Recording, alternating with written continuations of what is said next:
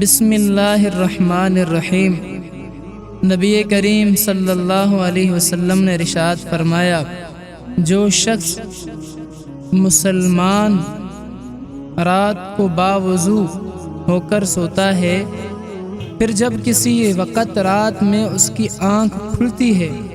اور وہ اللہ تعالیٰ سے دنیا اور آخرت کی کسی بھی خیر کا سوال کرتا ہے،